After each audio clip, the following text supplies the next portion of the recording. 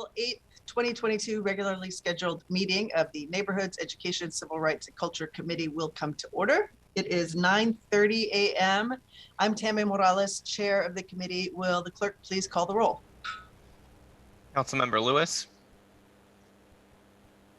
Councilmember Nelson. Present. Councilmember Strauss. Present. Vice Chair Sawant. Present. Chair Morales. Here. 4 present. Thank you. If there's no objection, today's agenda will be adopted. Hearing no objection, today's agenda is adopted. At this time, we'll open the remote general public comment period. I ask everyone to be patient as we operate this online system.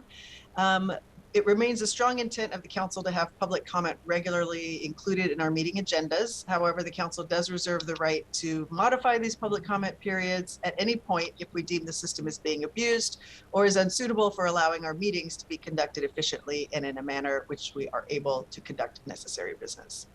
I'll moderate the public comment period in the following manner. The comment period is open for 20 minutes. Each speaker will be given 2 minutes to speak. I'll call on speakers and in the order in which they're registered. If you have not yet registered to speak but would like to, you can sign up before the end of this public comment period by going to the council's website at seattle.gov/council. The public comment link is also included in today's agenda. Once I call the speaker's name, staff will unmute the appropriate microphone and an automatic prompt of "you have been unmuted" will be the speaker's cue that it's their turn to speak. The speaker must press *6 to begin speaking. Please state your name and the item you're addressing. And as a reminder, public comment should relate to any item on today's agenda. Speakers will hear a chime when 10 seconds are left. Once you hear the chime, please begin to wrap up your comment. If you do not wrap up your comments at the end, speaker's microphone will be muted so that we can allow the next speaker to have their turn. Once you've completed your comment, we ask that you please disconnect from the line. And if you would like to continue following this meeting, you can do so via Seattle channel or the listening options on today's agenda. So the public comment period is now open. We'll begin with the first speaker. Sorry, let me get there. Okay, well, I have 2 speakers listed. Carlos Chavez is shown as not present. So we will go to Maria Jesus Silva Mitchell. Maria, please press *6 and you have 2 minutes. Hello, my name is Maria Jesus Silva and I've been a resident of La Quinta since August 2015. I was part of Viva La Quinta, the neighbors and community members' effort to nominate the building as a landmark in order to secure its preservation. I would like to center my comments supporting this nomination on my very personal experience, since I am sure you will hear, you already heard a lot of reasons why this building is architecturally exceptional. So I'm a Chilean architect, a mother, fashion entrepreneur, and I live here with my 6-year-old daughter, Begonia. So as a creative person, I've always been particularly interested in how exceptionally beautiful and thoughtful design objects and buildings are, expressions of people's stories, people that have created them, inhabited them, or worn them. Before moving to La Quinta, I lived in a historical houseman style building in Santiago where the poet Pablo Neruda once lived. And when I saw La Quinta, I knew that this was a place like this, like one of these objects or buildings that have a soul of their own. But it wasn't until I started living here that I realized that it was not only the countless architectural details of my beautiful apartment, the charming always green courtyard or the Spanish-style facade, which resembled an actual Spanish quinta from another time, that made it so special. It was also the actual souls that live and lived here before us. So this building is truly so magical that creates bonds within its residents and visitors, which makes us closer to family rather than just neighbors. And we celebrate Christmas, birthdays, cookouts here in together. And it's really a special place. So I really hope you support moving the landmark designation ordinances forward to the full council for this building. Great. Thank you so much, Maria Jesus. I don't see the other commenter present. Is that right? It looks like we have no other public comment registrants. That person may be on the listen line. okay. So I do show that Carlos Chavez is now signed up again. He's on the call already. Carlos, it looks like he's having some trouble getting on. Can you, Carlos, can you hear us? Are you able to push *6 and give your comment? Listen line callers cannot call in. They need to use the number provided on the email in the registration to be able to join the meeting. Well, I show him as a duplicate public comment sign up. Yes, he is a duplicate public comment sign up, but he is not called into the Zoom meeting. He is probably on the listen line. I see. Okay. Well, let's carry on. If he is able to, Carlos, if you're able to call in on the comment line, I'm happy to come back to you and sort of reopen this comment. But for now, I am going to close public comment so that we can move on with our agenda. Apologies for that. Please, Carlos, if you're listening, you can also email your comments to Seattle council members, and happy to take your comments that way as well. Okay, well, in that case, let's carry on with our agenda. So we will close public comment, and Devin, will you please read item 1 into the agenda? Agenda item 1, 2022 Office of Immigrant and Refugee Affairs, priorities for briefing and discussion. Perfect. Thank you so much. Well, I'm very excited to have our Interim Director, Hamdi Mohammed, here, along with Catherine Cortez and Joaquin Wee from the Office of Immigrant and Refugee Affairs. Welcome, Hamdi. Nice to see you. Looking forward to your presentation, and I will hand it over to you to begin.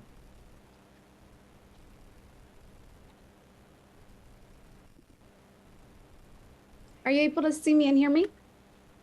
Yeah, we see your the slides, but Okay. yes, we can also hear you. Thank you. Okay, great. Well, good morning, honorable council members of the committee, council member and Chair Morales, council member Strauss, council member Sawant, and council member Nelson. It is an honor and privilege to come in front of you today as the Interim Director of the Office of Immigrant and Refugee Affairs. As Councilmember and Chair Morales has shared, I will be discussing our office priorities for 2022 and my vision for the office and how we will continue to ensure that the city of Seattle remains a welcoming region for our immigrant and refugee populations. I have provided a lot of information in the slides today, and I know we are short with time. And so I just want to say I'm happy to schedule a follow-up meeting with any of you to discuss any of the items that you may be interested further, engage in further discussions. Also, you're welcome to stop me at any point to ask any questions. Next slide, please. So I just wanted to quickly share a little bit about my background and my why for joining the city of Seattle. I will just start by saying, today I'm joining millions of Muslims around the world to observe the fast in the month of Ramadan, which basically means no food and water between sunrise and sunset. Ramadan is a special time to show compassion for many of the blessings we share and reflect on our values of gratitude, charity, and humility. And these values have helped so many of us during these last few years. And I hope that they continue to carry us forward as a city. I came to the US when I was 3 years old with my family after a civil war broke out in Somalia.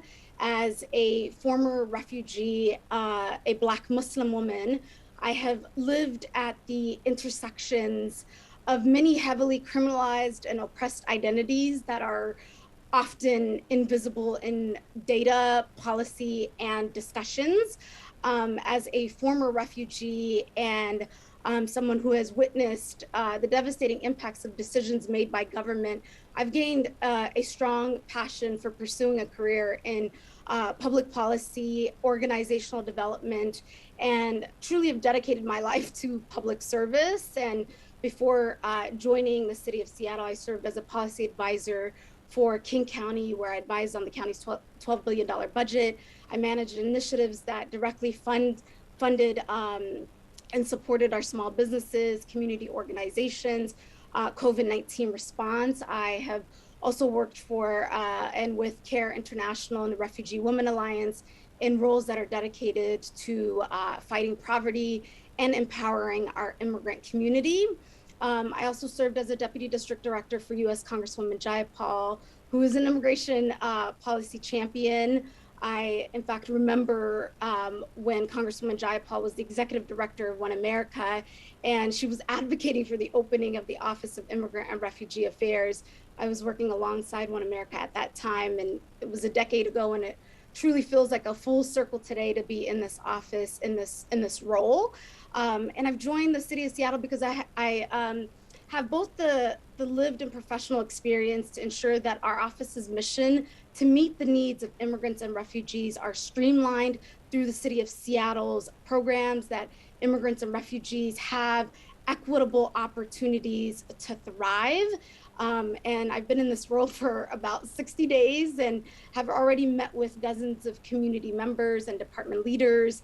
I am working on a community survey, and hopefully we'll launch a listening sessions in partnership with some of our departments to help identify some of the emerging needs in light of the pandemic. And we have an office retreat on April 28th to really set our collective vision as a team for the upcoming year. And I hope that vision truly aligns with our community priorities as well. That said, next slide, please. You know, just a little bit about the Office. The Office of Immigrant and Refugee Affairs mission is to support the integration of immigrants and refugees in the city and to ensure that they are part of the city's decision-making process. It advocates for the needs of various immigrant communities. You know, immigrant and refugees are not a monolithic community. And so we ensure that we are capturing the voices of all of our immigrant and refugee communities within the city area, and also working to foster a region-wide culture that is built on the understanding that all perspectives of society can gain from the engagement of immigrant communities. We are a very small office with currently 10 staff members and with an annual budget of $5.7 million. And some of those dollars come from the general fund and others come from grants. Next slide, please.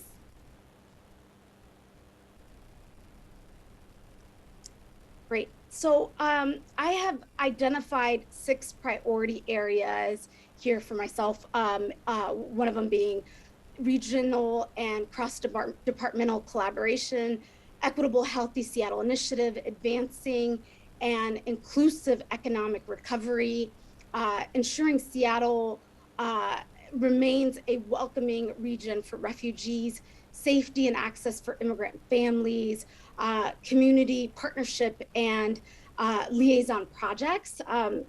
Regional and cross-departmental collaboration, to me, that's like making sure that we are breaking down the silos and working to meet our community needs is just so important when it comes to, you know, immigrant and refugee needs impact all of our departments, and it's important for all departments to prioritize engaging our immigrant and refugee constituents. And so really working in collaboration with departments is a top priority for me. And some of those examples are, you know, collaborating with the Office of Economic Development, OED, to think about how do we engage and re-engage immigrants into the workforce, also ensuring that we're providing the support that immigrant-owned businesses need. That's like, you know, technical assistance, access to grants, Also serving as a soundboard and a partner to the Office of Sustainability and Environment.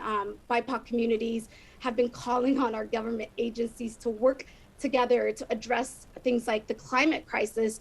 And that means ensuring that our immigrant and refugee and limited English speakers who live in areas like South Seattle, who are exposed to toxic industrial air emissions, have the resources they need, and that they are front and center when it comes to policy budget, when it comes to policy making budget priorities at the city level. And so ensuring that, our office is remaining a strong partner across departments is important. And also being a strong regional partner, collaborating with other agencies that work on immigrant and refugee affairs. There's a state office on refugee and immigrant affairs that is located within the state of the Department of Social and Health Services, DSHS. King County also has an immigrant and refugee program. So really building those strong partnerships. The second area that I identified is the Equitable Healthy Seattle initiative. The pandemic has underscored and made it very clear the fact that immigrant communities and people of color need better access to healthcare coverage and services. Today, the majority of people who are uninsured in the city of Seattle are immigrants and refugees. I think the percentage is about 4.6% of those who are uninsured in the city of Seattle. The majority of them are immigrants and refugees. Also, Seattle King County Public Health's data shows that across the county, the majority of those who are uninsured are also immigrants and refugees. And while the state recently passed the Cascade Care, a program that's designed to help fill the gap in the current coverage network, we know that it's going to take a few years to help implement that program and design it. And so the Healthy Seattle initiative is also Mayor Harrell's priority area, which focuses on ensuring that Seattleites have quality care. And so my goal is to ensure that the voices of immigrants and refugees are included in that policymaking process and the decision-making process. Advancing an inclusive economic recovery. In the city of Seattle, we hold a significant amount of power in influencing the economy of Washington State. This region has been blessed with incredible wealth, and then still equity is still an issue. And so my goal is to make sure that we're doing everything we can to leverage the fact of these prosperities into real pathways to economic success for our immigrant and refugee communities. That's, partnering again with our neighborhood business districts, advancing labor standards, supporting our workforce and workers. To me, that's supporting our immigrant and refugee rideshare drivers who've been reaching out to me in this new role. It's and that means, working in partnership again with the Office of Economic Development, the Office of Labor Standard, to advance the priorities of immigrants and refugees. We know that wage theft among immigrants and refugee workers is widespread and largely unreported. So, how can our office be a strong partner to OLS to offer free services to people, they're already providing free services to people regardless of their immigration status. How do we make sure that that office is reaching, or that information is reaching everyone in our community? Ensuring that Seattle remains a welcoming region. We have been working really hard with our Ukrainian community right now. Since 1975, Washington State has been welcoming nearly 150, has welcomed nearly 150 refugees from 70 different countries. And Seattle is home to one of the largest immigrant and refugee population. And today, millions of people have fled their homes in Ukraine because of the Russian invasion. And we have been working closely to make sure that, closely with our Ukrainian community, to make sure that we're getting accurate information out. Our office has been committed to taking action to protect and address the needs of our Ukrainian community. We've held a webinar on immigration legal options for those impacted by the crisis in Ukraine, and there was over 150 participants that participated in that immigration legal option webinar that we held. And our goal was for us to provide accurate information out to our legal service providers, advocates, and members of the Ukrainian community. And the discussion was really centered around refugee and asylum process, temporary protected status, different tourist visas. And so we will continue to center the needs of our Ukrainian community in particular, as well as Afghan refugees. We know that there's thousands of Afghan refugees who have resettled in Seattle as well. And so continuing to ensure that we're a welcoming region is always top of mind for me. Safety and access for immigrant families. Immigrant refugee communities, deserve wellness and accountability, ensuring that we are having programs that really center the needs of those who have been impacted by our criminal justice system, providing resources to address those who are grieving. Mental health services is top priority. We need culturally relevant information for families who've experienced things like homicide and gun violence, that we are seeing an increase in South Seattle in particular. We need internal and external cultural relevant information and resource guides that really center how to navigate our government system. I can't tell you how many times I've had an East African mom call me at 11 p.m. at night saying that her child is at Harborview and she can't get a hold of the medical examiner's office or doesn't know where that child's body was transferred. And so ensuring that we are addressing these really emerging crises is so important right now. And so incorporating that into our existing programs is top of mind for me. Today, the second most arrested group in the city of Seattle and King County are East African young folks. And as a Black Muslim woman and the only Black Muslim department director, I bring a very unique lived experience to safety and access for immigrant families at the city of Seattle. And so what I hope to do is really focus on building leadership and collective power in our community, and pulling in a lot of those, East African moms who reach out to us every day so that they can, help influence our public policies and drive social change as well. Lastly, community partnership and liaison projects. Like I said, I hope to launch a listening tour to build community partnership, do this in partnership with the Seattle Department of Neighborhoods, in partnership with our council members and mayor's office and other department agencies, to just avoid that, duplicacy that we see happening in government agencies, but really ensuring that we have an ear to the ground, that we know what directly what our community needs are, is so important. And building more of those community partnerships and building on existing liaison projects is top priority for me. Leveraging our Immigrant and Refugee Commission and other commissions. We have so many resources and different tables and community groups already within our organization. Is how do we leverage that and bring them in to help identify some of our priority areas. Next slide, please. Director Mohammed, before you go on, sorry, I just do want to acknowledge that Councilmember Lewis has joined the meeting, and look forward to hearing about programs next. Thank you. Great. Welcome, Councilmember Lewis. It's good to have you here with us. And it's an honor to be presenting today. So the next area that I just want to talk about is I hope to develop a strategic plan in 2022 that really focuses on the next few years while I'm here for the office. I hope to develop a strategic plan in partnership with our community that addresses some of the post-COVID-19 issues and also learnings. I want that plan to really focus on equity, health, and integration for our immigrant and refugee communities. And the general goal is to evaluate city policies, programs, and initiatives and set a pro-equity policy agenda for our office that addresses where the needs are greatest for our immigrant and refugee populations.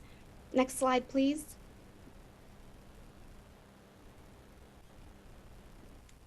So, you know, a lot of the priority areas that I just outlined really align with some of the existing programs that we have right now in our office. And that's what I will talk about in this next area. There's currently 6 program areas that are priority for our office.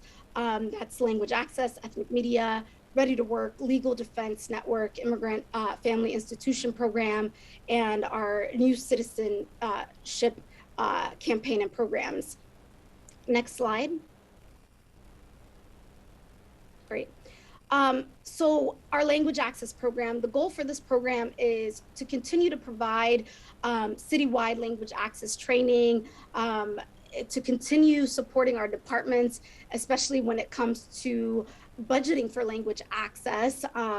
We have, you know, we're currently hiring for a language access service coordinator that will also continue to support our departments with their citywide translation services. We also have are in the works of putting out an RFP to support a citywide translation and interpretation system.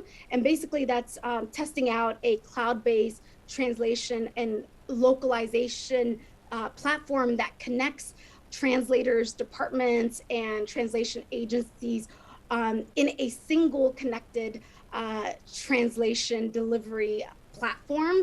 And so there will be an RFP that's going out very soon. The city has a goal of becoming a nation leader in immigrant integration and a model for language access. And we've made, you know, a lot of progress there already.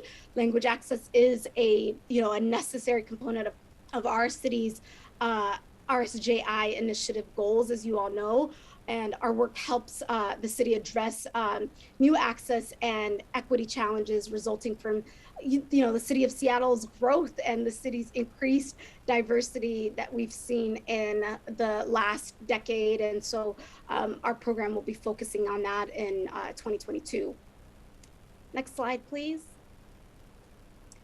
So we have an existing ethnic media and external affairs program that, according to the census data, there's approximately 20% of Seattle population are foreign born, and of this population, over 30% are identified as linguistically isolated. And so what does that mean? The census defines linguistically isolated as a household in which no person 14 years and over speaks only English, and no person 14 or older or over speaks a language other than English very well, is how they define it. And so our this particular portfolio will continue to focus on partnerships with our ethnic media groups, hosting ethnic media roundtables with community leaders, collaborating with city departments on communications that come out at the same time as they do in English, right? Ensuring that we're providing those translation services, but making sure that we're leveraging our ethnic media groups to help us get that information out quickly, providing technical assistance for a minimum of 10 city department staff members and community members is among those priorities. And ensuring that we're monitoring and shaping the city's response to local or federal legislative and policy development related to immigrants and refugees. Through this portfolio, we meet with our congressional leaders and share with them current policies that either we're advocating for or identifying as a community concerns. And so continuing to elevate that through this portfolio will be a priority in 2022. Next slide, please. So our Ready to Work and Workforce Development, RTW program, is a no-cost, class-based program for adults, immigrant and for adult immigrants who are limited English speaker. And the goal is to help them improve their English and help them, land a job. RTW has helped, low-income adults, language learners from various ages gain job readiness skills and take the next step towards being economically self-sufficient. In 2016, the U.S. Department of Labor and the National Skills Coalition highlighted this Ready to Work program as a nation best practice model on how to leverage workforce funding to support immigrant integration in the labor workforce. Through our Ready to Work program, we partner with a number of community organizations, including Neighborhood House, ACRS, the Asian Council and Referral Services, Literacy Source.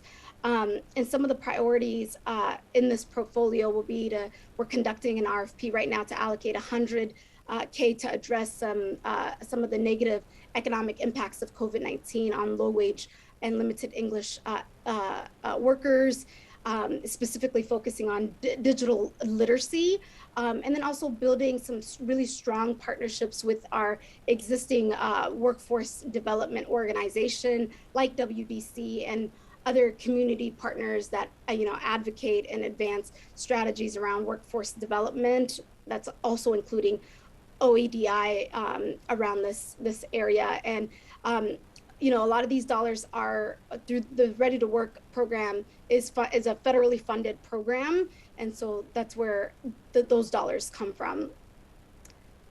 Next slide, please. Okay, so the Legal Defense Network is another priority area for us. In 2017, both Seattle and King County established the first Legal Defense Network. It was a partnership to really respond to the anti-immigrant rhetoric that we were seeing at that time under the previous federal administration. And as a result, the legal defense partners really worked on ensuring that we were providing immigration legal services to our community members.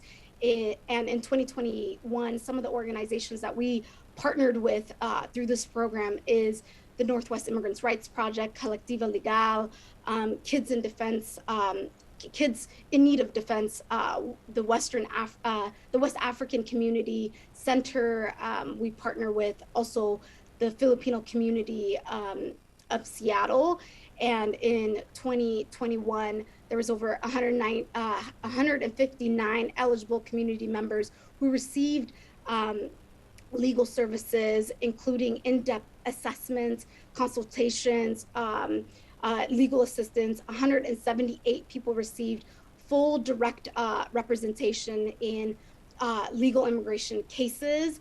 That's including cases under our relief under Convention Against Torture, special immigrant juvenile status, folks who were applying under the U visa, and U visa is a visa type that is set aside for victims of certain crimes who have suffered physical or mental abuse, and are working with law enforcement and our government agencies in the investigation process. And this includes folks who are basically reporting crimes against themselves and others, which is such an important visa type.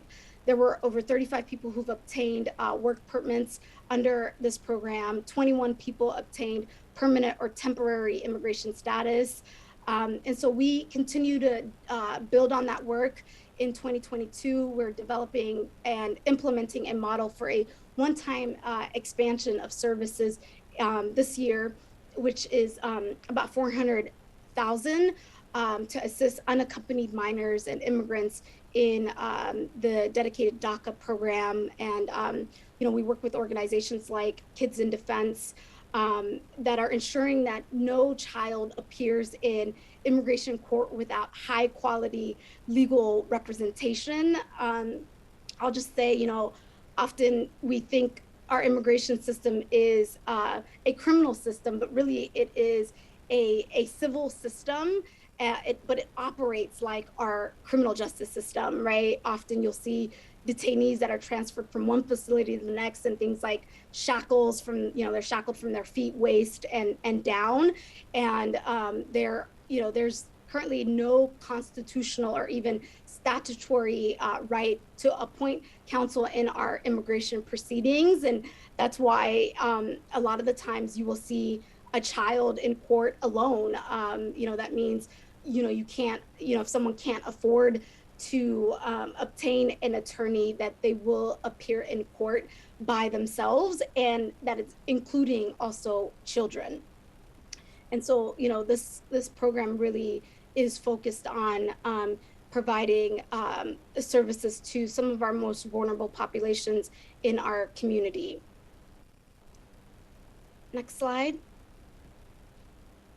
So the IFI program is our Immigrant Family Institution Program. This program is focused on bringing youth from immigrant families and their parents and Seattle police officers to really learn from each other. It's a program that has focused on immigrant families that have been impacted by the juvenile justice system, and also frontline police officers who interact regularly with the public. And the program has provided support for families to be able to, attend program sessions together. And in 2020 and 2021, the program was temporarily on pause due to the pandemic. Normally, this was a program that would happen in person. And this year we are intending to relaunch the program, and we plan to incorporate recent local and national contexts around police and community relations, and engaging with immigrant families who are at high risk, and ensuring that the future of the program is also focused on resourcing our communities to address some of the violent and harm in a way that really focuses on wellness and away from violence, and focuses on restorative justice framework. And so I'm looking forward to building this up and also reporting back to the council on it. Next slide, please. So our new citizenship program, it's like a two-part, I broke this up in a two-part sort of program. The new citizenship program, NCP in particular, focuses on we have a number of community groups that we are in partnership with, and it provides free naturalization services to eligible immigrant and refugee community members. I'll just say the majority of the program is funded through the state's Office of Immigrant and Refugee Assistance through DSHS. And NCP organizations really focus on providing legal assistance through legal clinics, that includes preparing and filling out immigration applications, waivers to our low-income community members. And organizations provide citizenship instructions, tutoring, interview preparation, referral services. And these services are provided in a wide range of languages. Currently, most of NCP's organizations are offering the services via phone or video, and some are happening in addition to in person. They really had to, adapt to this current pandemic environment that we are in. And some of our community partners under NCP are Neighborhood House, the Northwest Immigrants' Rights Projects, REWA, CMAR Community Health, the Ukrainian Community Center of Washington, the Jewish Family Services are all current members of the NCP program. And really this portfolio is focused in 2021. We're currently conducting an RFP process for getting out nearly $1 million in case management based naturalization services. And so, the hope is to fully expand the state and local grant funding and support also the new citizenship program agencies to increase certain services that target pre-pandemic levels. Next slide, please. So the new citizenship campaign, was created to really make it easier for eligible residents to obtain citizenship. There are currently more than 100,000 immigrant and refugees living in Seattle and King County that are eligible to become citizens. They could be in a current, under their status could be under a green card. And so really this program is ensuring that we're providing free services to low-income immigrant and refugee communities living in the Seattle area to help provide and prepare them for upcoming citizenship workshops, clinics, finding local organizations that are providing those services in helping people find those local organizations that are providing in-language services, connecting our community members to ESL courses and civic classes, and also connecting them to programs that provide loans to pay the application fees for citizenship. And the new Citizenship Program currently offers citizenship application assistance through legal clinics, similar to the legal clinics, workshops, as well as one-on-one services.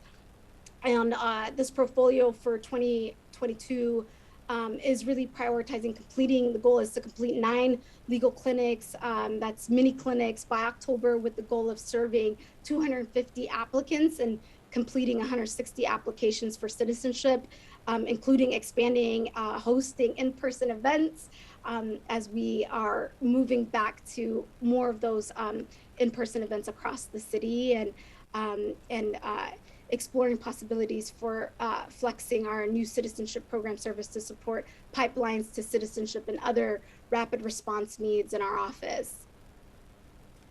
Next slide. So this basically concludes, that's all of the programs in the office. I'll just say in closing that, OIRA is a community-focused office. The office was founded through community advocacy.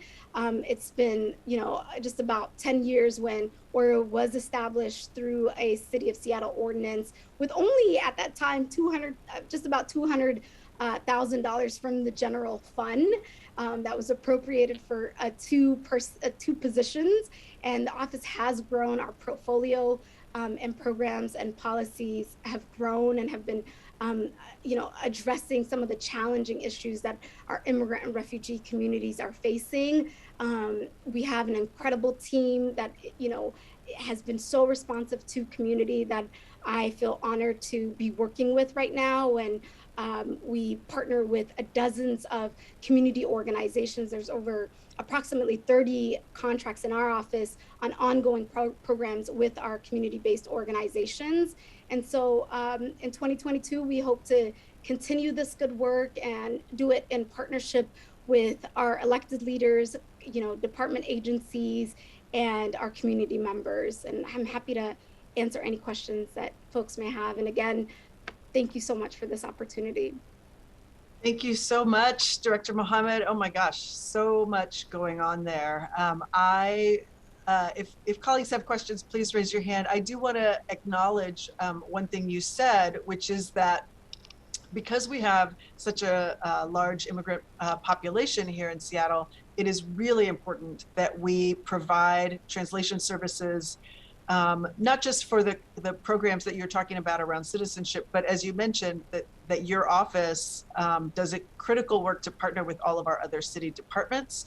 We have a lot of grant opportunities through the city. We have a lot of resources that are made available for our community members through the city, support services and access to programming. And it's really important that all of that information be provided in languages that people understand. And so, the first thing you talked about was your language access program. And I know how hard your department works to be able to partner with our Department of Neighborhoods and OED and all the others. And I just want to stress that, I do think it is important for us as a city not to release grant opportunities or other opportunities until that information is translated, so that our, Vietnamese community and our Somali community and our Latino community have equal opportunity to take advantage of those resources. So that's a critical piece of the work that you do in the city, and I just want to acknowledge that and thank you for that. I also do want to say, Director Mohammed, I know that you are fasting right now, and you've just provided us with a tremendous amount of information, so thank you for that as well. Let's see. Councilmember Nelson, I have a few questions, but please go ahead. Thank you very much, Chair Morales, and also Director Mohammed. I learned a lot in this presentation, so thank you very much for this information. And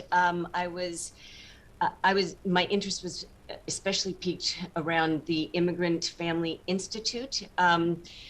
So I'll follow up offline with how, with more specifics, but I do have to say that that is an area bringing law enforcement and community together is key to building more trust. And I hear that both from officers and community members, like when officers come to the CD Panthers games, for example, just that opportunity to talk with each other. And especially because immigrants come from many times countries where they have suffered at the hands of the military and state police, etc. So I'm just saying I'm glad to hear that this is being relaunched, and I look forward to hearing more information about that. And so thank you. And then Councilmember Morales, when you talk about translation services and everything that is released should be translated, you're absolutely right. I visited the International House in the CID, and the City of Seattle information was next to the elevator, and then volunteers, residents, seniors translated into the languages spoken there. So definitely, plus translation services create jobs, perhaps, for our community. So, if that comes up in the future, let me know. Thanks. Thank you. Yeah, and I'll just quickly say in response to that, I'd be happy to connect with you offline, Councilmember Nelson. Ensuring that our Family Institute program is relaunched is so important, and ensuring that we are also addressing some of the current issues that we are seeing in our communities around the heightened gun violence all across South Seattle is just so important. And I think start stronger partnerships with our police department in addressing some of that is going to be critical, and incorporating language access even into that, because a lot of the information that for our immigrant and refugee communities is what we're seeing, our parents not knowing how to navigate the criminal justice system, and not knowing how to, when homicides and things like that happen, where do they go to get information? And so incorporating language access into those processes will be top priority for sure. And I see.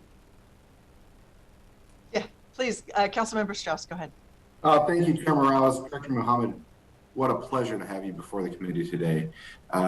You highlighted something that I'll just raise up again, which is incredibly critical for this position, which is that you have both the professional experience to be successful as well as the lived experience to know what is needed for this role.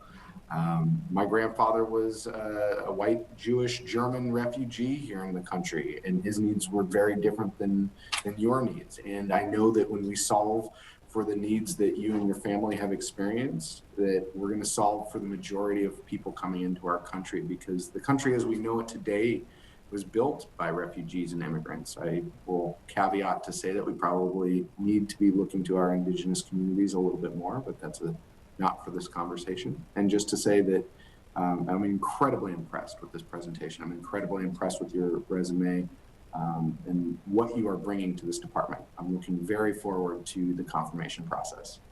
Thank you.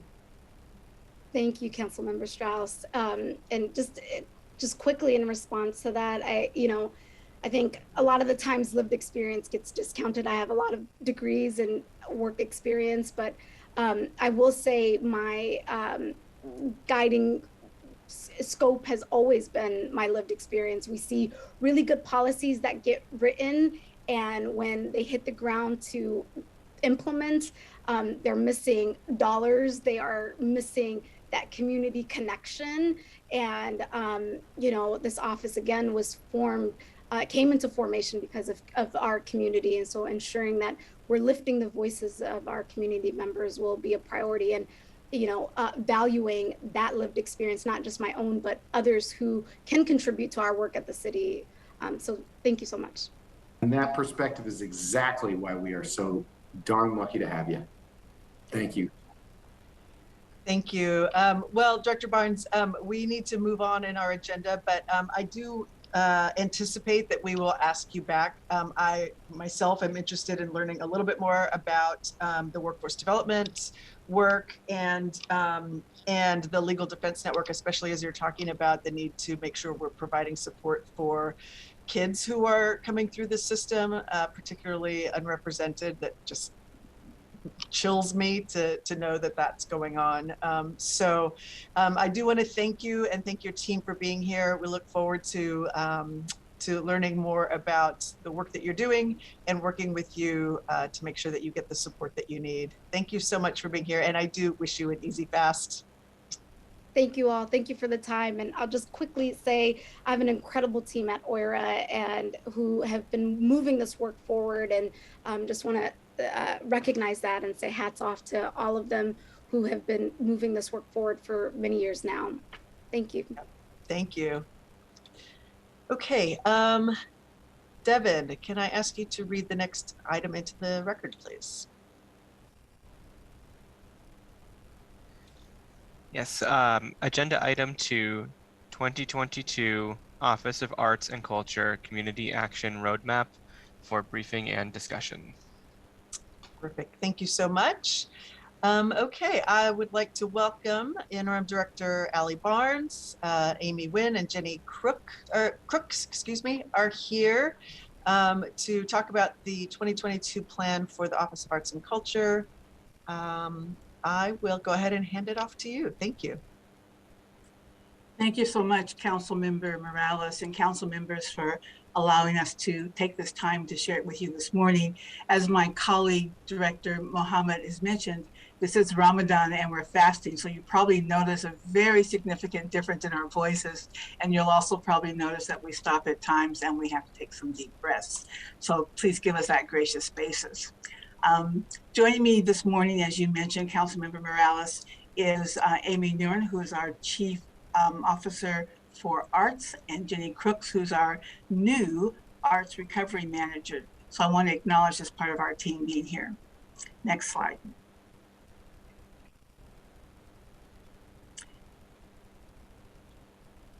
You know, our city is so defined by, slide back please. Our city is defined by our neighborhoods, and these continuously grow and redefine their needs in partnership with public sector. And then we have education. And here we are always investing in our youth, the growth of our immigrant and emergent artists and innovative arts organizations. Civil rights, we have that in common with this entire city. And this is a continuous focus on growth of unserved and underserved communities and increasing access for Black, Brown, Indigenous, Asian, and diaspora communities. Culture, this is the genesis of the office of the team that's presenting today and their colleagues, and really from 1971 to 2022 and beyond, because art creates civic societies. Next slide. Amy is going to take us through public art. Amy? Thank you so much, Director Ali Barnes. I get the honor of presenting on how we support neighborhoods in many ways, including temporary and permanent public art installations and the urgent need to provide recovery funding for our artists and organizations. We have multiple programs that create opportunities for emerging public artists to generate artworks in neighborhoods across Seattle. One of those programs is our Public Art Bootcamp. It's a year-long intensive training program that culminates in the commission of a temporary artwork for artists who are looking to enter the public art realm.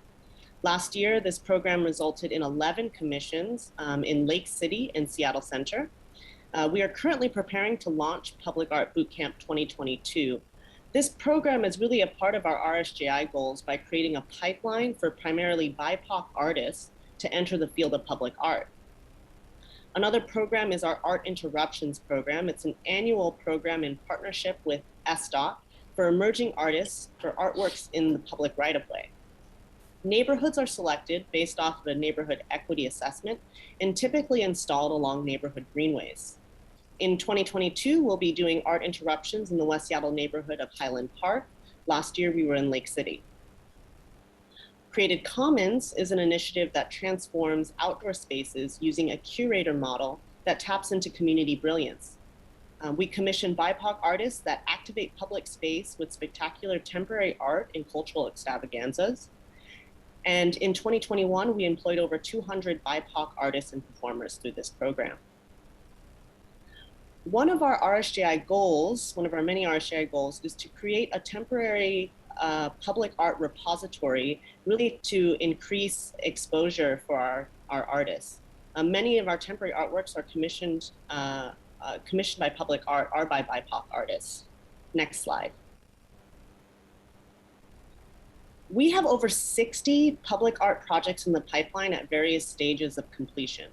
Some of the upcoming permanent art investments in neighborhoods that underscore our commitment to engaging community stakeholders in art creation is Little Saigon Park and Spruce Street Mini Park. For Little Saigon Park, artist Clinda Chung worked with community members conducting in-depth community outreach to inform her artwork design. For Spruce Street Mini Park in the Central District, we used a planning artist model to first work with community members to develop a scope of work before artists Ari Glass and Craig Cundriff developed mural designs. And lastly, our e-museum is an interactive online database featuring all of our works from the Civic Collection. Users can view artwork based on council districts, sorted by typology, and special curated e-galleries featuring artists of color. We will be utilizing eMuseum to spotlight BIPOC artists in the Civic Collection as one of our RSJI priorities. Next slide. Thank you so much, Amy. As you will know, Council Member, we have been talking with you over time and being gracious enough to be invited back. Perhaps enough information around education and arts has been given. You've had an in-depth review of some of these programs, and we'll be coming back over the year as we are balancing and challenging and seeing what our inside in-school actual real-time programs are looking like as they transition from having been hybrid for the previous school year. So our goal here, quite frankly, is to continue our focus on youth, K through 12, arts education specifically in school, after school, and summertime programs. So as youth are also returning to physical campuses, we'll be evaluating how these programs are working for them. In this slide, you can see the interrelationship of these programs in arts through the arrows. Arts education's outcomes intentionally, as we all know, fosters creativity, gives critical thinking, communication, collaboration, growth mindset, and perseverance, all skills that can contribute to the mental and emotional health of our young people. So the programs that work towards these outcomes for the Office of Arts and Culture in collaboration with our communities include the Creative Advantage, and this program since 2013 has been a citywide initiative to really establish equitable access to arts education for each and every student in Seattle Public Schools. Right now, it's reaching 55,000 students. And so we do this through a public-private partnership with Seattle Public Schools. We also have a relationship with the Seattle Foundation, and of course, our hundreds of community arts partners and art specialists. We rolled out Creative Advantage, prioritizing the highest need first, and we had to pause the expansion on that during COVID. So we're currently in 81 of 106 Seattle Public Schools. We'll be expanding that as we're going forward into the 2022-23 school year. During COVID, one of the things I want to share is the amazing level of resiliency and pivoting that the school district, art specialists, and young people did, as well as teachers, as we pivoted Creative Advantage to an online model. And this was exciting because it employed teaching artists to create arts education videos. And these are still available to our communities via SPS TV, SPS YouTube, and Arts YouTube channels. So it's really amazing to create this resource, and it will be there for teachers, students, and their parents going forward. So as of 2020 and 2021, the initiative Creative Advantage, as I said, is in 81 schools out of 106. So this is done through currently 5 pathways, meaning all the schools in the whole neighborhood pathway in our D7 areas that are meet low income criteria. So for Central, that would be through Meany and Washington, through Southwest pathway through Denny School, to Southeast, that would be through Aki and through Mercer. For a Central pathway in Southwest, that would be McClure and Madison. And Northwest, that would be through Jane Addams and Robert Eagle staff. And at this time, there's only 3 high school pathways that we have left, and those are Roosevelt, Ballard, and Lincoln. So we're going to resume our expansion to all of those. As I said, 55 plus students will be involved in all of this. Next slide.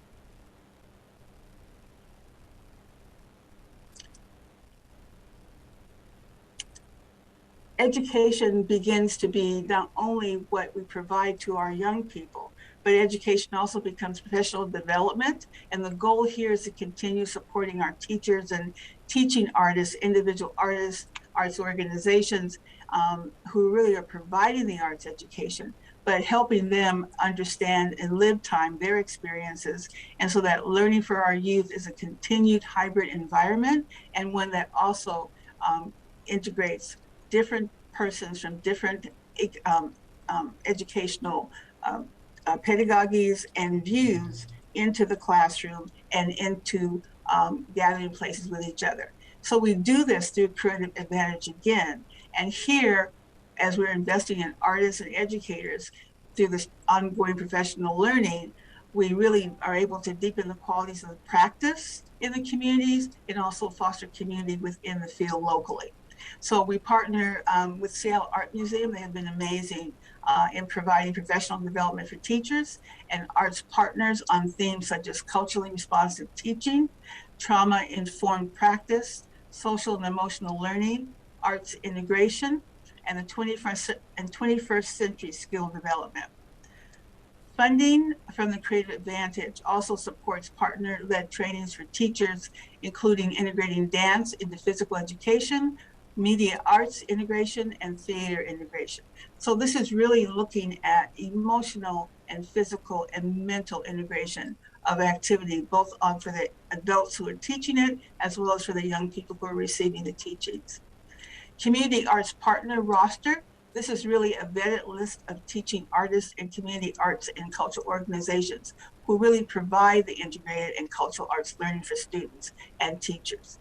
The Artists Up Mentorly Scholarship Program and Mentorly is an online platform that connects less experienced artists with accomplished artists for career mentorship and advice. So using all of our technology as we can to move toward integrating and connecting people in real time to the opportunities of professional development and interaction is a continued priority.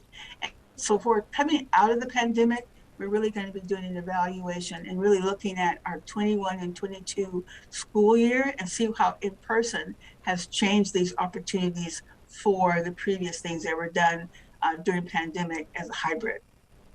Next slide. Civil rights is simply not an issue or a program or an item. It is our civic society. It's the fabric that we need to be certain that we're caretaking so that we can all live together. Here we've been focusing in arts on investing in unserved, underserved communities. The goal is straightforward. We want to continue focus on the growth in these communities and increasing access for Black, Brown, Indigenous, Asian, and diaspora communities. As we do return to our civic society and our open city, we also want to be certain that we are cognizant of retaining and educating our allies and communities that also voluntarily ascribe as white to the importance of this equity work so that we can all live in harmony in this city. The information from 2021 is an overview here where you see the 77% of the work that we have done here in arts in the grant area. 77% of this 2.3 mil has actually gone out to BIPOC individuals through our programs like City Artists, Artists Up, Open Art Grant Calls, through our youth arts programs and Arts and Parks, as well as Creative Advantage. And so in doing this, it means 77%, that'd be $1.8 million to BIPOC artists in these individual categories.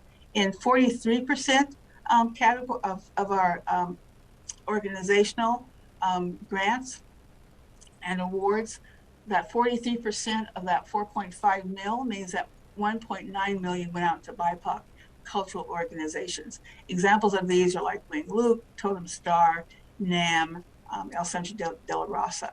The evaluation on this is going to be our ability to create real-time reports on BIPOC investments by listening to the community and deciding how we can continue integrating at this level our underserved communities into the fabric of our Seattle arts landscape. Next slide. One of the ways that we're going to be able to follow and trend this is by looking at Flux system. This is a new grant system that really started at the beginning of the year, and it really will be a game changer for the city. It'll give us better data collection on individuals and cultural organizations as they pursue these arts opportunities. But most importantly, it's going to really allow organizations to be able to have a one-stop shop by once they put their application into Flux, then at least 5 other city departments will also be able to understand who the applicants are coming to the city for not only arts grants, but OED or Department of Neighborhoods. This initiative has been led by Seattle IT, and it really brings together, as I say, arts, OED, Don, Parks, and DEAL, as well as HSD, and creates a one central platform that will really align investments to communities through these departments. This also will allow us to have a greater alignment for application and assessment of our grants programs to better understand who we're reaching and who we need to focus more on in our community endeavors to be equitable and to get equanimity in what we're doing. So I think it's through these big and small changes like the Flux system that we can begin to have that open access that Director Mohammed and other folk are talking about in this city, so that everyone knows what the opportunities are here. On an RSJI basis, it's quite simple. We have to continue to access our selection processes through the level of rigorous tracking of the information that we get through programs like Flux, and be certain that we're reporting out to our community members and listening to what their concerns are around equity in these areas. Now, next slide. I want you to meet Jenny Crooks, who is our new recovery manager. But first, I want to make one comment, and that is that we have been in this business since 1971 and to the present. And so this Office of Arts and Culture is going to be driven by active listening to our communities and continuing to employ our artists and to understand what the 21st century thinking has to be in order to have an arts sector landscape change and renewal for recovery. Jenny? Thank you, Director Ali Barnes. Excuse me. So here is a very brief history of our office, starting with where we came from and where we are now. In 1971, the council approved the formation of the Seattle Arts Commission under the following ordinance referenced on this slide. Since then, we've grown from a commission into a fully fledged department of the city, and our mission has broadened to reflect the expansion of our work from a interest or awareness of in the fine arts, and to embrace a more inclusive definition of diverse arts and cultural experiences, as well as our commitment to racial equity, not only within our arts programs, but also within the arts, using arts and culture as a strategy for more equitable Seattle.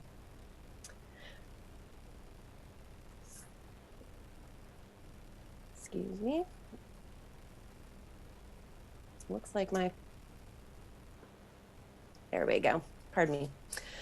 Thanks for your patience. It looks like my computer froze. So part of our work is providing direct resources to the community through our funding programs. As you know, our primary budget for our legacy programs, such as our city artists, civic partners, and youth arts programs, are through the admissions taxes. But our partnering programs, such as Artists at the Center, Cultural Education Fund, and Arts and Parks, are from our partnership and collaborative programs with other city departments, community partners, and more recently, federal resources. Through these programs, our office seeks to support the sector holistically, equitably, and accountably with funding to individuals, organizations, and the broader community. And our programs continue to examine and implement equitable practices at each stage of the process, including the design of the programs, how we select the awards in relation with community, our reporting and evaluation practices, as well as our administration processes. These practices enabled us to be responsive to and nimble to community needs, and made it possible for our office to be one of the first in the nation to pivot funding at the beginning of the pandemic and support artists, organizations, and communities most impacted during that time. Our focus on accessible and equitable grant making provides the foundation of our recovery work.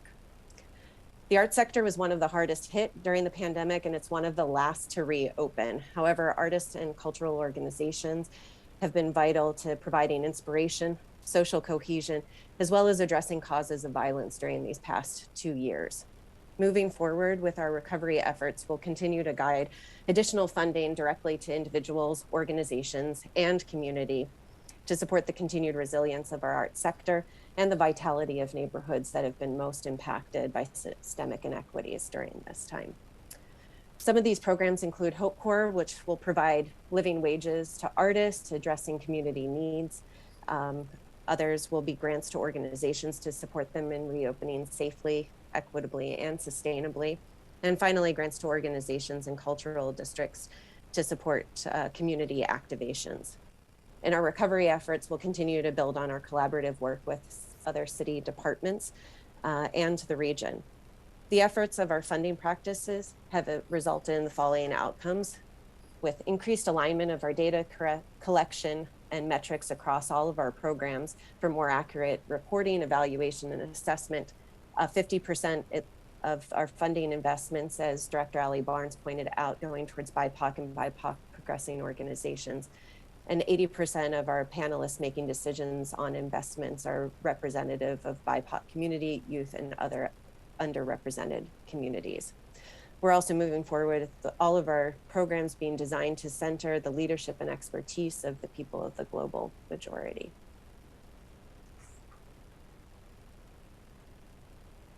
And I will hand it over to Director Ali Barnes for any other questions. Thank you. Director Ali Barnes, you are muted. Thank you, Councilmember Morales. I do want to point out that this recovery work is critical, and so I do want to formally introduce to the council and to you, Councilmember Morales, Jenny Crooks, who has just come aboard as our new recovery manager and is in the process of developing a detailed program.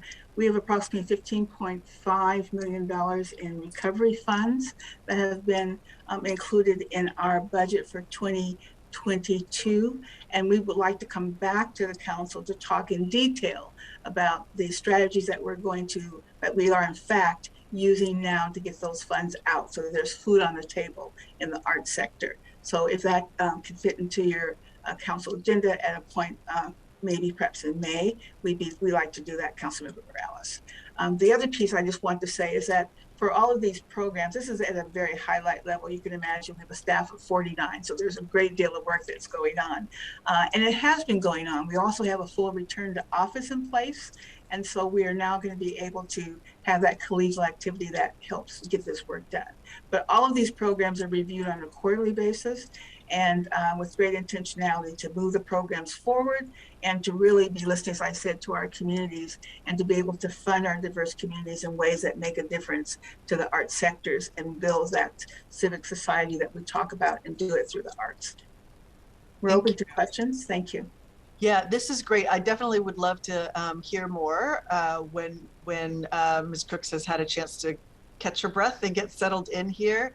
And I just want to reiterate what you said, what all of you spoke to, which is that it's so important that we're funding comprehensively, right? So we're not just supporting arts organizations and education programming, which is critically important, but individual artists as well. And I think, you know, the work that your office is doing has really helped, as you said, keep food on the table for individual artists, you know, a lot of whom live in my district. Yes. You know, a lot of folks in the South End who support themselves with their art. And as you said, this, you know, the crush, the economic crush that came when we shut down over the last couple of years has been really devastating. So so I'm glad to know that the programs are able to ramp back up, and that there was so much that your office was able to do quickly because of the systems that you already have in place. So I know the department worked really hard in 2020 to start ramping up granting and funding public art so that folks had an opportunity to try to stay afloat. So thank you for all of that. I see Councilmember Strauss has a question. I do want to have, I have one question. I know this new Flux system has been underway for a while now. And the whole point was really to try to streamline the grant application process so that people don't have to do different things in every different department.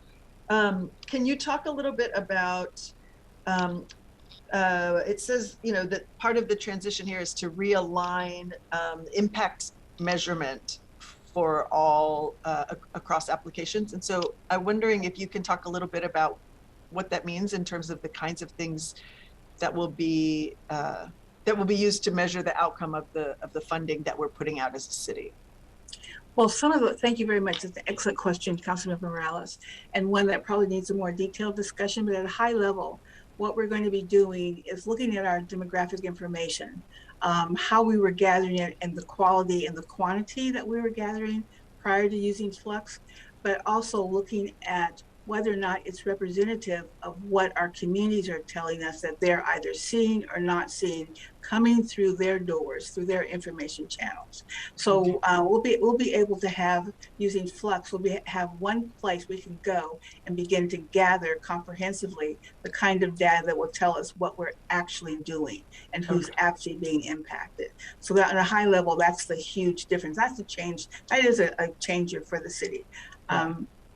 So moving from that, as we're doing collaborative work with our colleagues in other departments, the city then will begin to see if Royal is simply cycling through just one department or cycling only at a lower level of grants, or using myself as an example, or Royal is actually being able to have a comprehensive access and understands all of the opportunities that are available.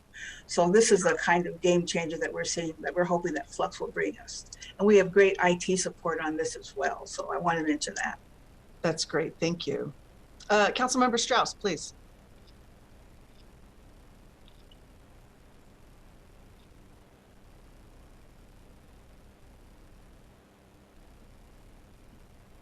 Thank you, Chair Morales. Director Ali Barnes, Amy Nguyen, Jenny, thank you for such a great presentation. I just have to, Director Ali Barnes, I know you've heard me say it before about vibrant public spaces and my desire to create more vibrant public spaces. And Amy, I just need to take this moment to highlight your work.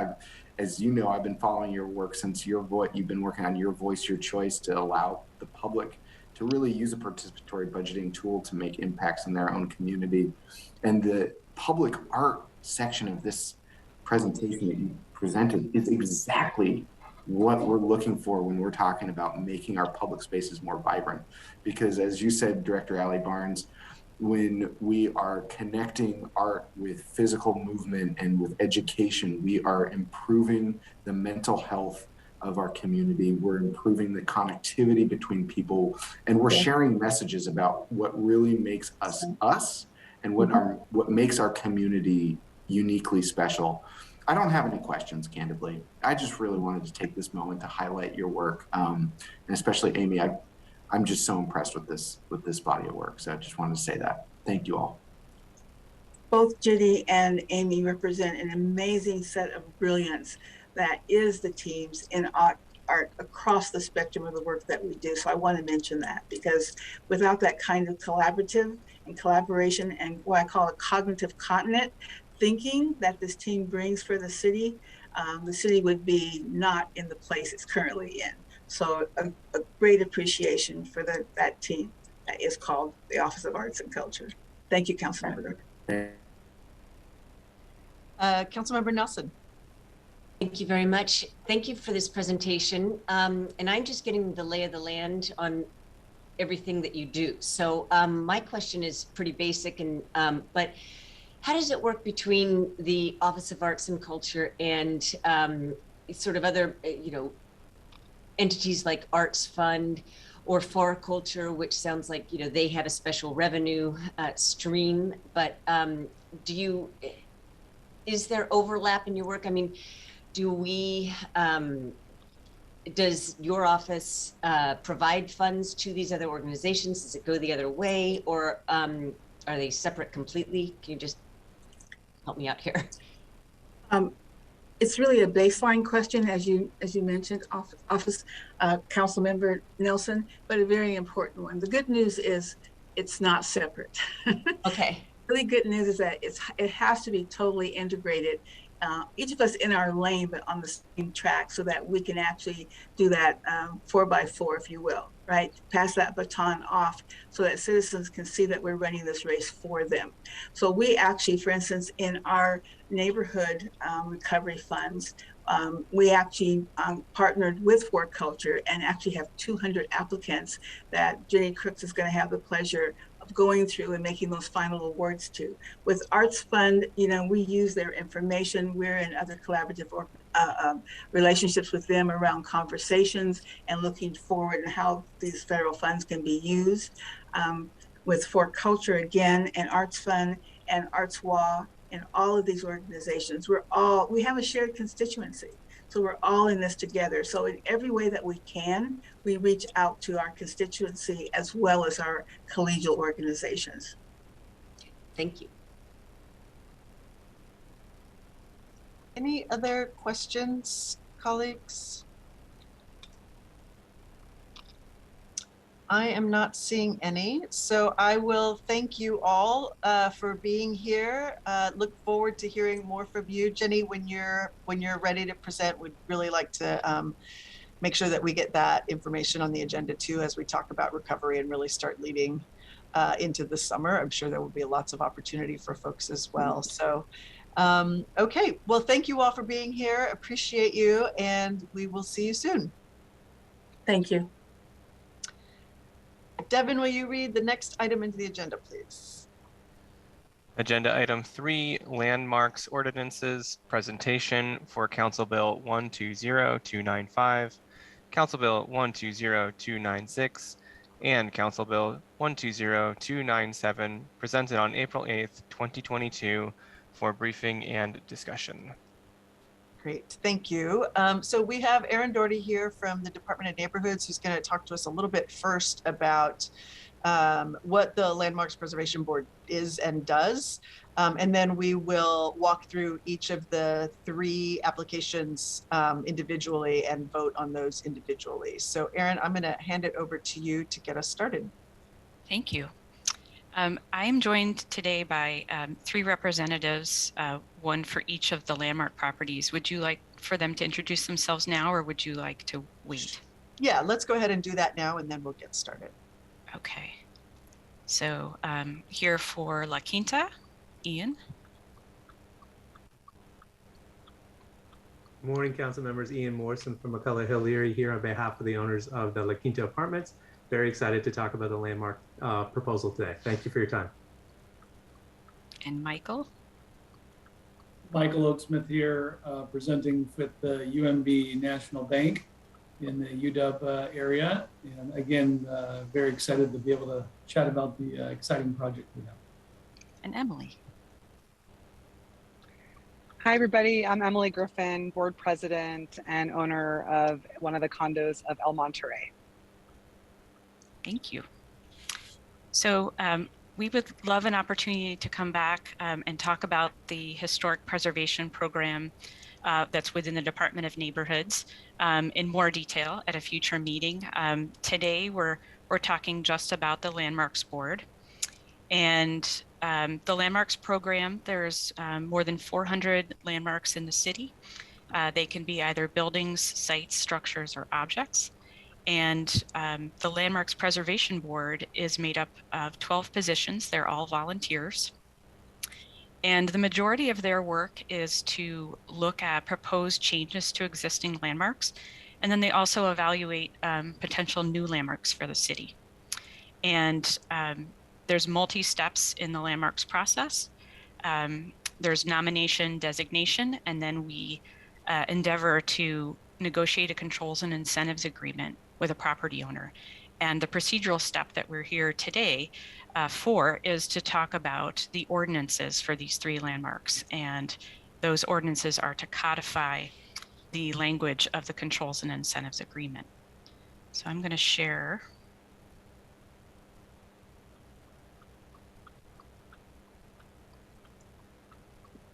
some slides. Hopefully you're able to see that. Okay. And so briefly,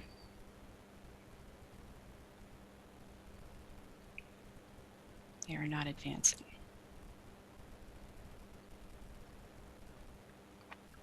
I'll try that again.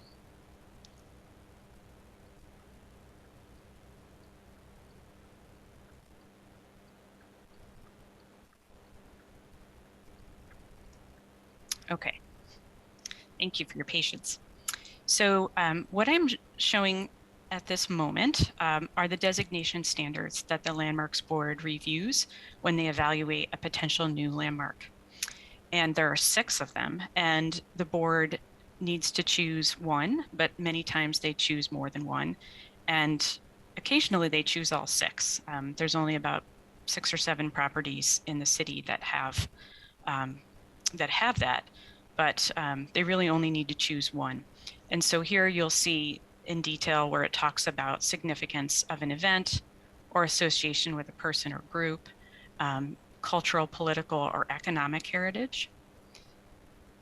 A landmark may also be recognized for its architectural style or the method of construction or the era it is from, or as an outstanding work of a designer or builder. And then lastly, prominence of spatial location, contrast of siting, age, or scale. And in addition to meeting at least one of the standards, the property needs to have the integrity or ability to convey its significance. So today we're going to talk about 3 separate properties. And if you have any questions for me before I start with each of the properties, I'm happy to do that. Why don't you go ahead, Erin? Okay. What I'm going to suggest is that we go ahead and discuss them, and then when it's time for a vote, we'll just bring each subsequent agenda item up. Okay. Madam Clerk, is that okay? Let me just make sure that's okay. Sorry, Clerk Schwinn. Looking for my unmute button. I'm so sorry. You're a tiny little square on my screen. I'm sorry, what was your question? So we've got the 3 separate agenda items, but it's okay for us to actually discuss everything first and then just go to each individual one for the vote. Yes, that's totally fine. Thank you. Thank you. Okay. Please go ahead, Erin. Thank you. So the first property is La Quinta Apartments. This ordinance is to codify the controls and incentives agreement that was signed by the property owner and the City Historic Preservation Officer. This landmark nomination was made by Historic Seattle, Northwest Vernacular, and Viva La Quinta, a group of residents and neighbors, and you heard from Maria during public comment. She participated in that. So La Quinta Apartments is located at 1710 East Denny Way. This was designated on March 17th, 2021, under standards B, D, and E. The landmark features include the site and the exterior of the apartment building. La Quinta was designed and built in 1927 by entrepreneur Fred Anhalt of the Western Building and Leasing Company, in collaboration with architect William Whiteley and landscape designer Edwin Dawson. Mr. Anhalt built many elaborate revival-style apartment buildings, primarily located in Queen Anne and Capitol Hill.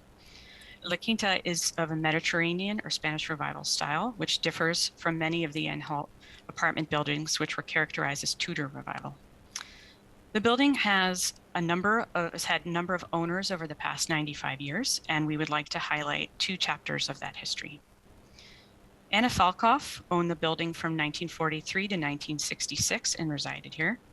She immigrated to U.S. from Russia in 1903 to escape the political and social upheaval of the Russian Revolution. Ms. Falkoff was a mother of 2 who had divorced by 1914 and enrolled in the University of Washington, attending full-time while raising her children. By 1930, Ms. Falkoff had started managing apartment properties, and by the mid-1950s, she owned at least 3. While many women purchased and managed commercial properties in early 20th century Seattle, we are only now learning these stories. Ms. Falkoff sold the property to Richard Norman in 1964. Mr. Norman was an aeronautical engineer who met his wife, Mildred Letherwood, a computer programmer, while they were both working at Boeing in 1962. They married in 1965 and collaboratively established their own company, Northwest Computing, on the leading edge of the tech industry. For the first 4 years, they operated their business out of their home at La Quinta.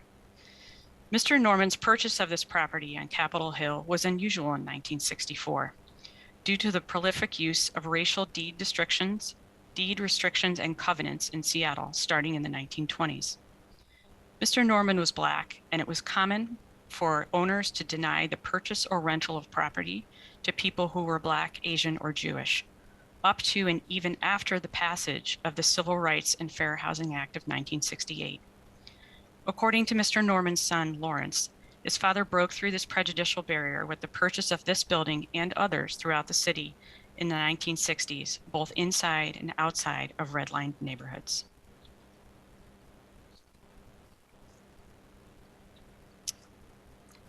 Would you like to do questions for each property, or shall I move to the next? Let's do for each property, if that's okay. Well, or maybe what I'll ask you, Erin, can you talk a little bit about the controls for each of these properties as you're going through? What does it mean for these? What does it mean? Yeah. So the controlled features are identified for the board at designation. In this case, it's the site and the exterior of the apartment building.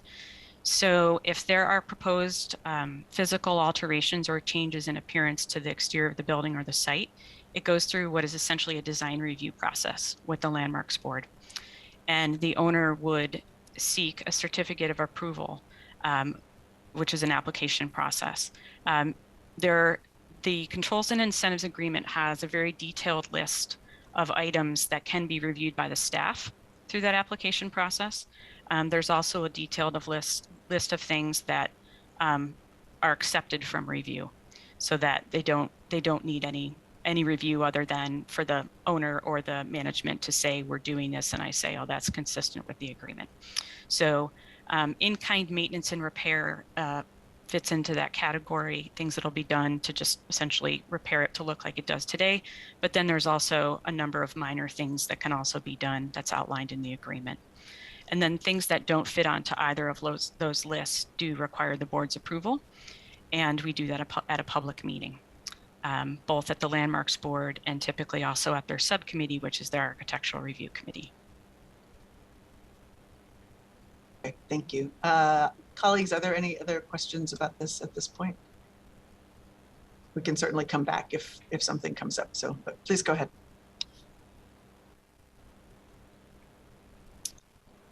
Okay, I'll move to the second landmark.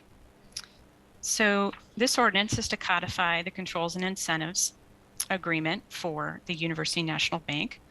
This nomination was made by local historian Larry Johnson.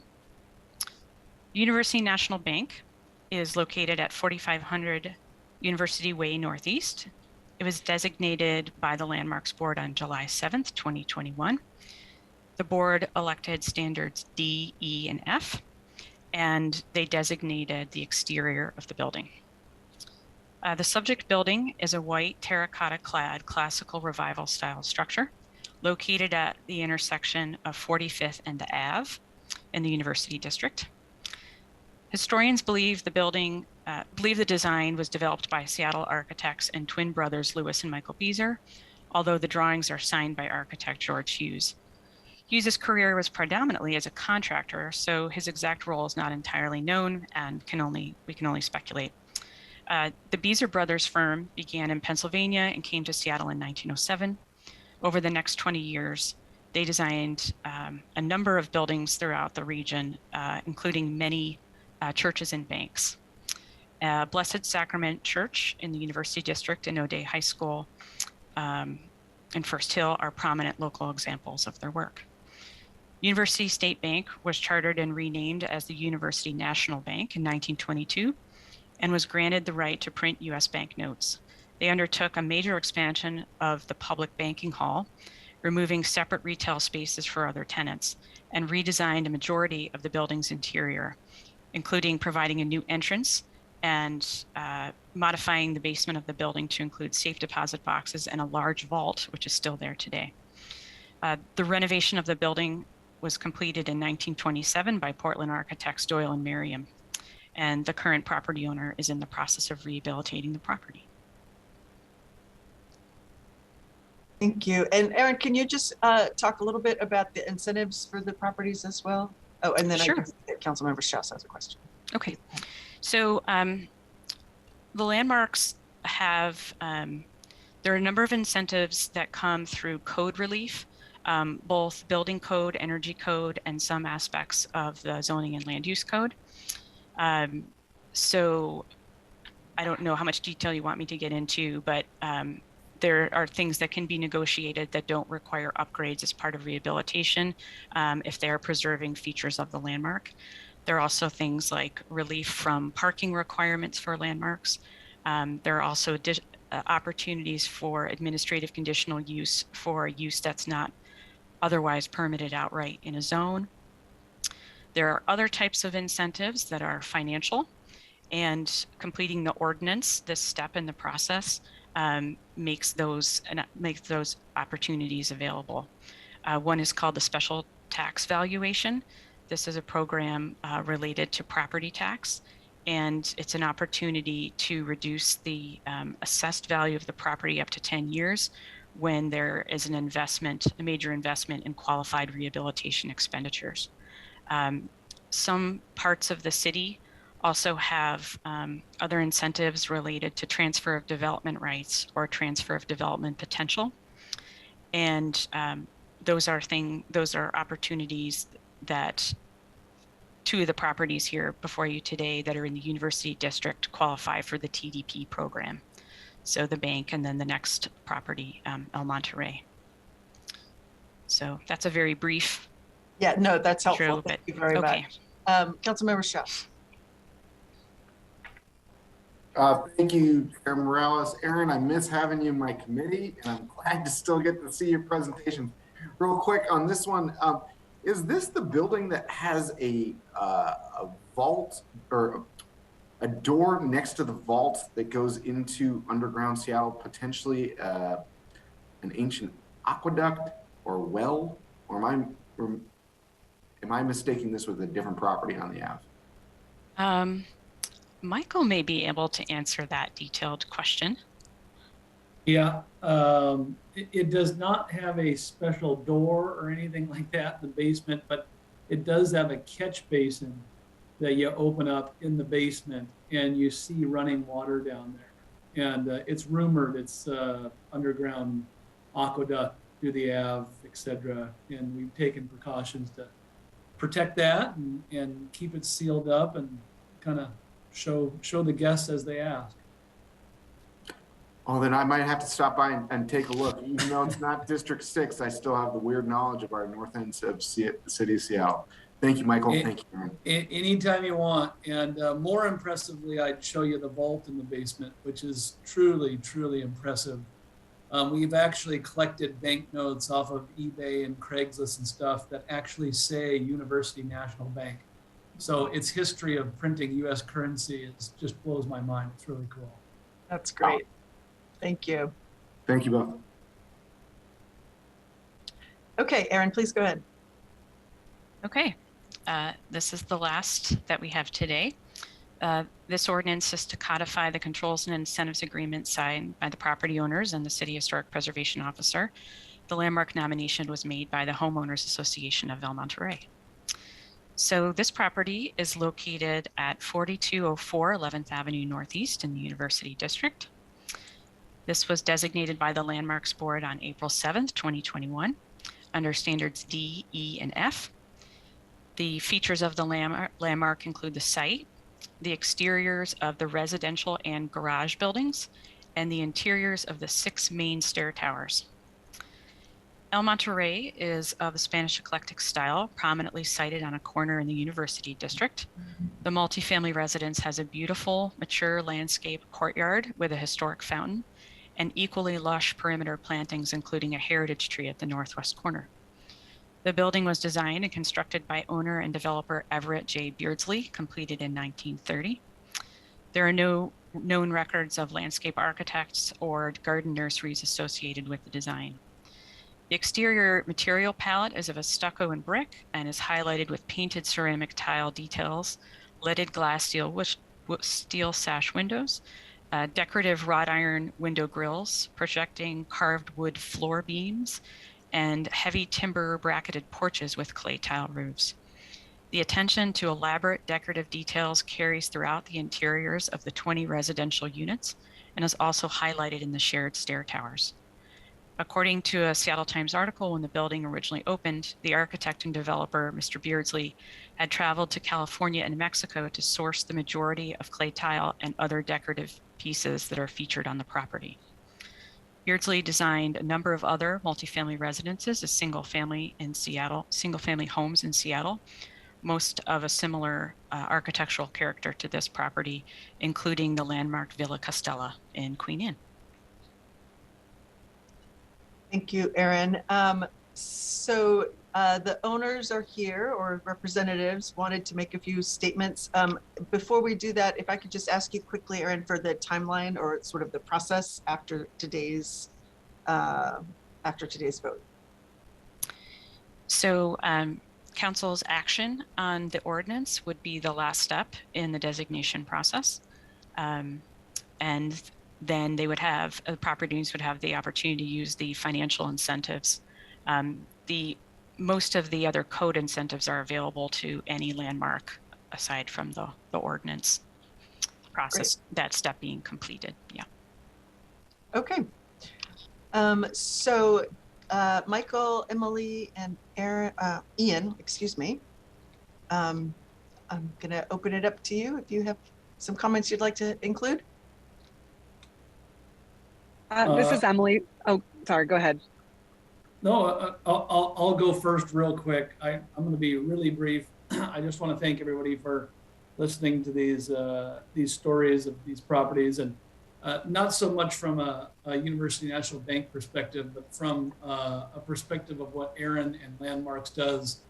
We just think at Hunters Capital, it's so important for the city to keep these cherished relics around. You cannot reproduce these at this point. The University National Bank is a prime example of that. And we look forward to renovating it. We're halfway through a renovation. We've upgraded the fire and life safety systems. We've added sprinklers and some ADA lifts and such on the inside. But we look forward to working with Aaron and Landmarks for as long as humanly possible on the University National Bank building, so everybody can enjoy what I think is probably the most prominent building on the Ave today. Thanks. This is Emily from El Monterey. I want to also, chime in on the process with Aaron and the city has been beautiful and educating. And I personally, I've gotten to experience love at first sight 2 times in my life. Once meeting my husband, and the second time finding El Monterey. The community of 20 owners and residents, we really take care of each other.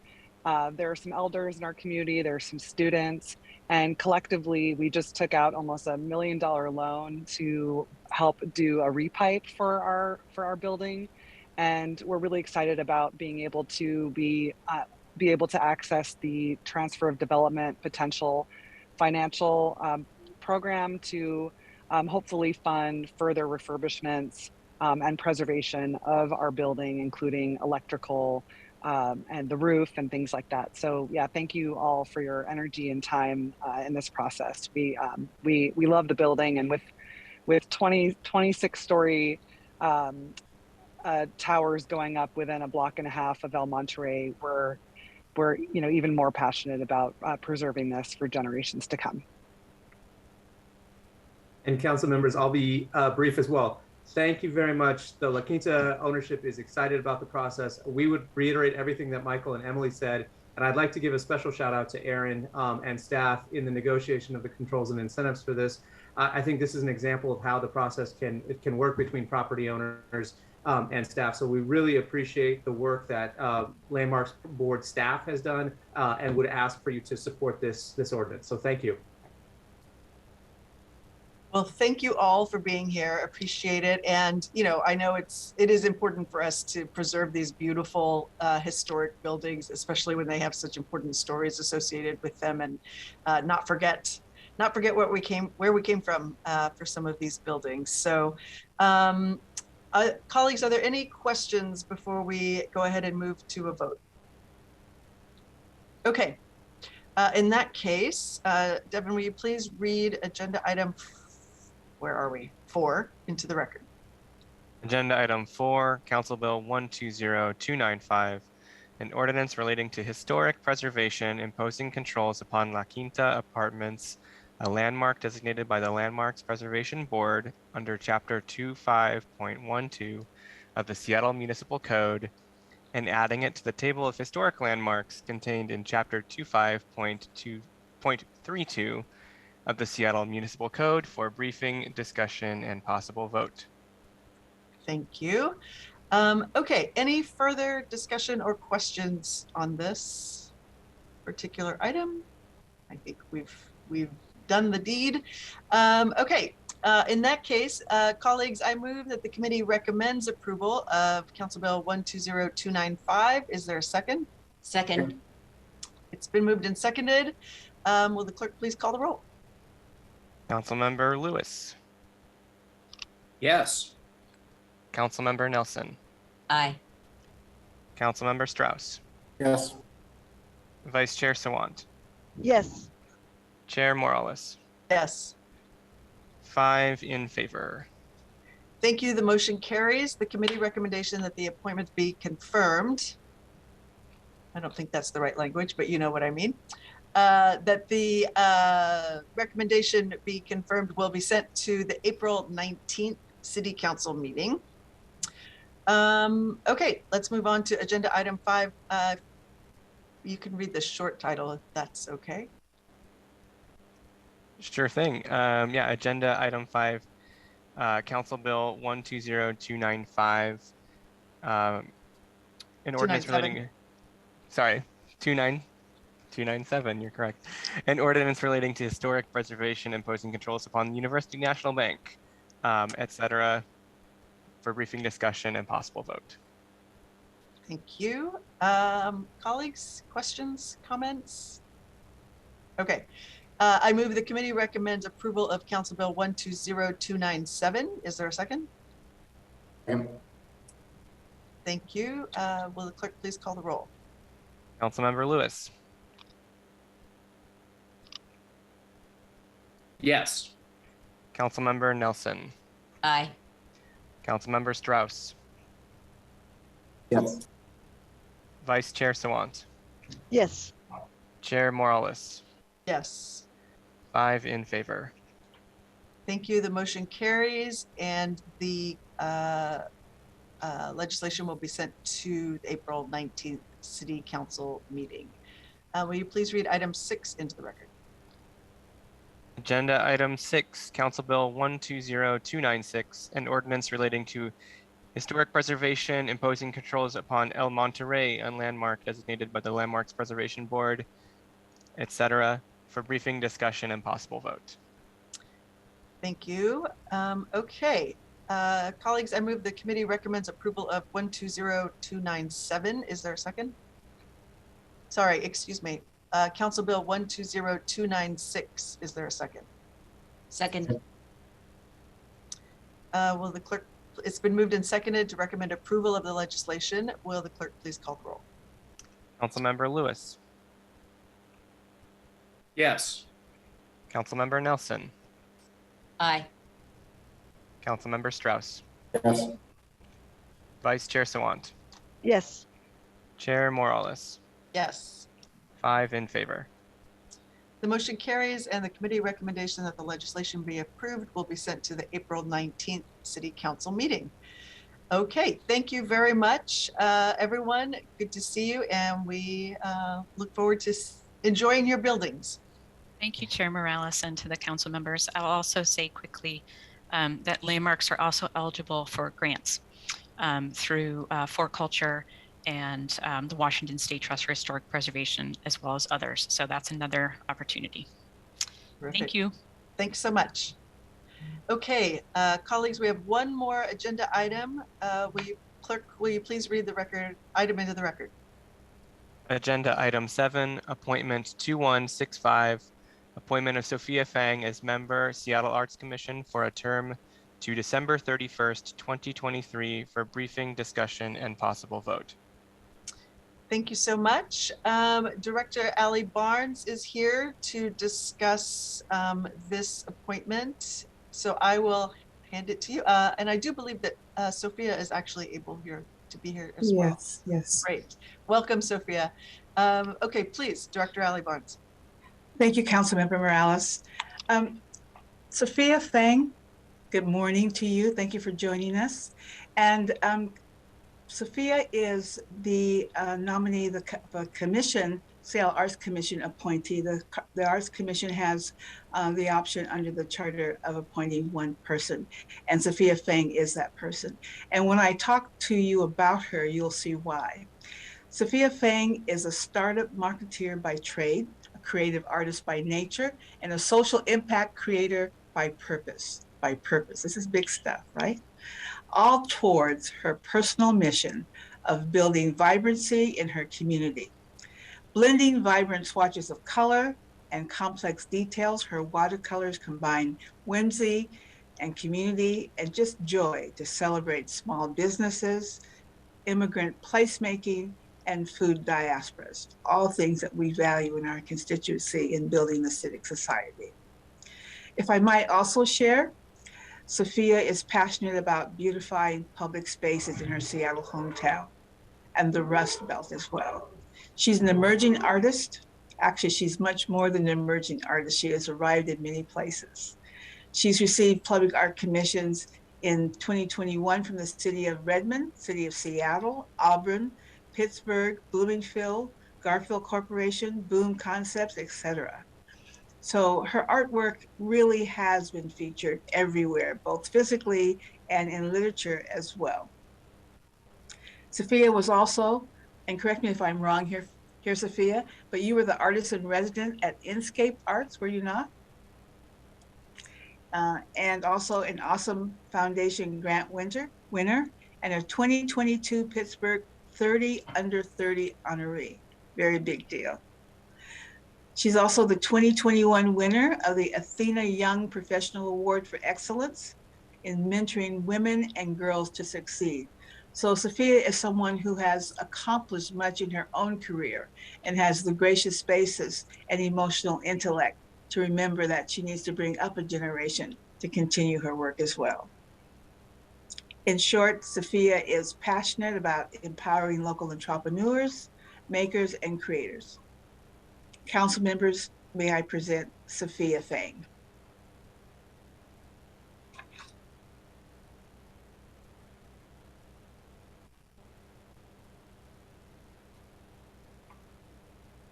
Hi, everyone, and thank you so much for allowing me to join the meeting today. And thank you, Royal, for that wonderful introduction. As you mentioned, I'm a self-taught artist and kind of in my second year of pursuing public art and navigating that process of figuring out local arts organizations, resources, and opportunities by myself was at times very challenging and a lot of learning through trial and error. And that's why I'd be so excited to have the opportunity to join the Seattle Arts Commission, because I truly want to pay it forward and help build equitable pathways to support both emerging and established artists from all of our communities in the area, to really allow them to access the resources to realize their own creative dreams. And more broadly speaking, I truly believe that public art is art of the people, by the people, for the people. And I'm really interested in understanding how we can center community collaboration and envision how public art can be a conduit for informing the livability, the walkability, the quality of life, and overall vision of placemaking across Seattle. So thank you so much for having me here today. Thank you. Well, I have to say, Sophia, as a former food systems consultant, seeing the work that you did at Spice Bridge and the other food justice intersection with art and entrepreneurship has been really, really fun to see. So thank you for the work you do, and welcome. Colleagues, any questions for Sophia? Okay. Yeah, thank you. Very excited to have you join the Arts Commission. Okay, in that case, colleagues, I move that the committee recommends confirmation of the appointment 02165. Is there a second? Second. It's been moved and seconded to recommend confirmation of the appointment. Will the clerk please call the roll? Councilmember Lewis. Yes. Councilmember Nelson. Aye. Councilmember Strauss. Yes. Vice Chair Sawant. Yes. Chair Morales. Yes.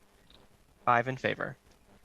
Terrific. The motion carries. The committee recommendation that the appointment be confirmed will be sent to the April 19th City Council meeting. Sophia, you do not need to be at that meeting, but we really appreciate your ability to join us here and to hear a little bit from you directly. It'll be exciting to have you join the commission. Congratulations and thank you so much. Director Ali Barnes, thank you for staying for the entire committee to support us in this role. Okay, before concluding, I do want to give my colleagues the opportunity to alert this committee of any anticipated absence for the next committee meeting, which is going to be, let me see, April 22nd, as far as we know. Okay.